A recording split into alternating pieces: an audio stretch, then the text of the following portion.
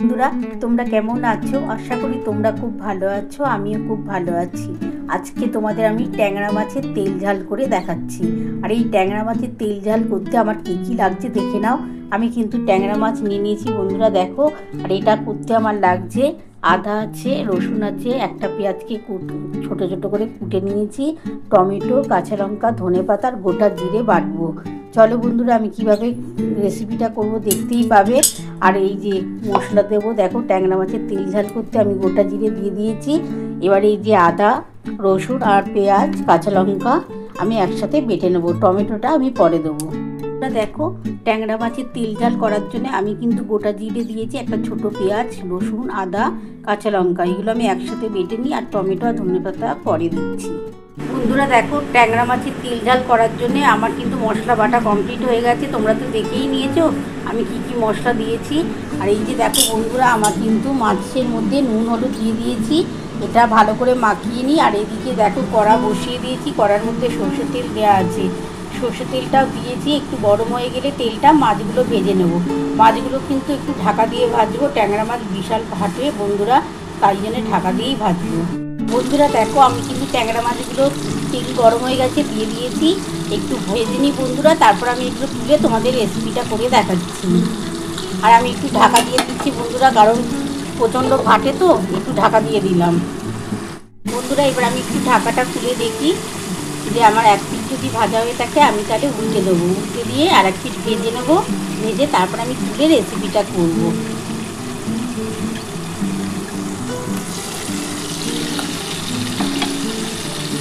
দেখো বন্ধুরা, মনে হচ্ছে এক পিঠ ভাজা হয়ে গেছে। না বন্ধুরা, হয়নি এখনো। একটু ভেজে নিই, আর একটু কড়া করে ভাজবো একটু মাছটা। বন্ধুরা দেখো, আমার এক পিঠ ভাজা হয়ে গেছিলো বলে আমি কিন্তু আর এক পিঠ উল্টে দিয়েছি। এবার এই আর এক পিঠ হয়ে যায় কমপ্লিট, আমি তারপর তুলে নেব। বন্ধুরা দেখো, আমার কিন্তু মাছটা ভেজে, এই বন্ধুরা দেখো মাছ ভেজে আমার কিন্তু তোলা হয়ে গেছে। এবার আমি এই তেলের মধ্যে এই যে মশলাটা বেটে রেখেছি বন্ধুরা, দেখো এই মশলাটা দিয়ে দিলাম। এর মধ্যে পেঁয়াজ আছে, একটা ছোটো পেঁয়াজ, আদা, একটু অল্প রসুন আর কাঁচা লঙ্কা আর গোটা জিরে একসাথে বেটেছি বন্ধুরা।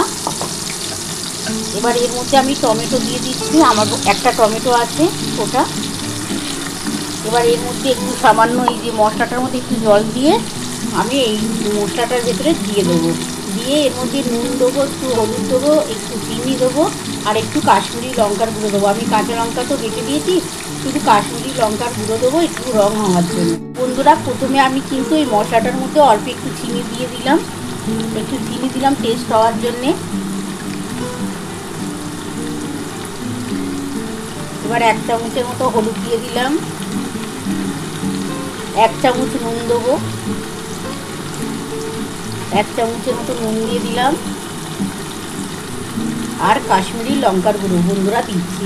আমি তো কাঁচা লঙ্কা বেটে নিয়েছি, এই যে দেখো কাশ্মীরি লঙ্কার গুঁড়ো দিয়ে দিচ্ছি, এটা কালার আসার জন্য বন্ধুরা দিলাম। এবার ভালো করে এই মশলাটা কষিয়ে নিতে হবে।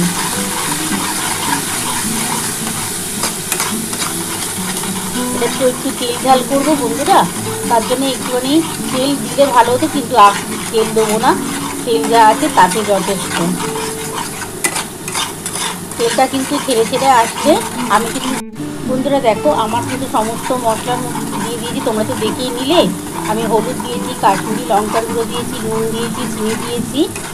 আর এটা ভালো করে একটুখানি কষিয়ে নেব। তেলটা যখন ছেড়ে ছেড়ে আসবে তারপরে আমি এই মশলার জলটা দিয়ে দেবো। খুব ভালো করে কষাতে হবে। দেখো বন্ধুরা, তেলটা কিন্তু ছেড়ে ছেড়ে আসছে। বন্ধুরা দেখো, আমার কিন্তু মশলাটা কষানো কমপ্লিট হয়ে গেছে। আর একটু এই যে টমেটোগুলোকে একটুখানি কুচি করে ভেঙে ভেঙে দিচ্ছি। এবার যে মশলার জলটা আছে সেই জলটা আমি দিয়ে দেবো। দেখো তেলটা কিন্তু ছেড়ে ছেড়ে এসছে। খুব ভালো করে মশলা কষানো কমপ্লিট হয়ে গেছে আমার। দেখো টমেটো পুরো একদম খুন্তি দিয়ে ভেঙে ভেঙে দিয়েছি।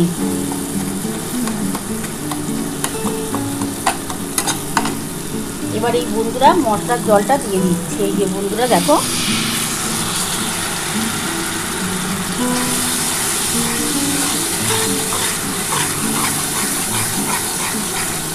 আমি আরও অল্প একটু জল দেবো, দিয়ে আমি ঢাকা দিয়ে রাখবো 5 মিনিটের মতন, আর গ্যাস আস্তে করে দেবো। তাহলে কিন্তু কারিটা খুবই ভালো হবে, এমনকি কালারটাও দেখবে খুব বন্ধুরা ভালো আসে। একটু জল দিয়ে দিই বন্ধুরা। আমি অল্প একটু জল দিয়ে দিলাম।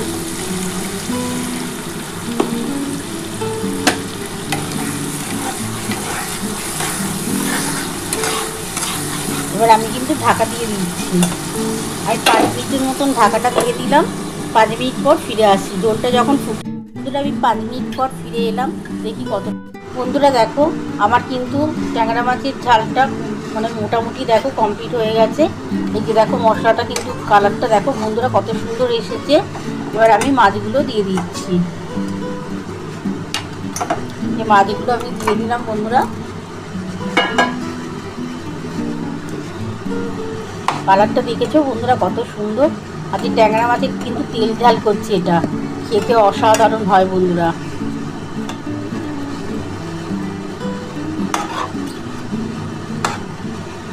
গ্যাসটা এবার জোর করে দিলাম,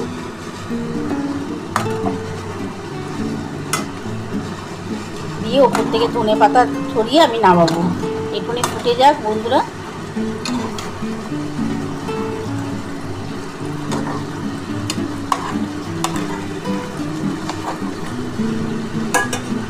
দেখো বন্ধুরা কত সুন্দর কালারটা এসছে। এবার আমি উপর থেকে এই যে ধনে পাতাটা ছড়িয়ে দিলাম, দিয়ে আমি নামিয়ে নিচ্ছি। দেখো আমার কিন্তু ট্যাংরা মাছের তেল ঝাল নামানো হয়ে গেছে। কেমন হয়েছে বন্ধুরা? তোমরা তো পুরো রেসিপিটাই দেখে নিয়েছো আমি কিভাবে করেছি। তোমাদের যদি এই রেসিপিটা ভালো লেগে থাকে প্লিজ একটা লাইক সাবস্ক্রাইব করতে ভুলো না, আর কমেন্ট বক্সে অবশ্যই জানিও কেমন হয়েছে। তাহলে এরকম আরও নতুন নতুন রেসিপি নিয়ে তোমাদের সামনে হাজির হব। Thank you.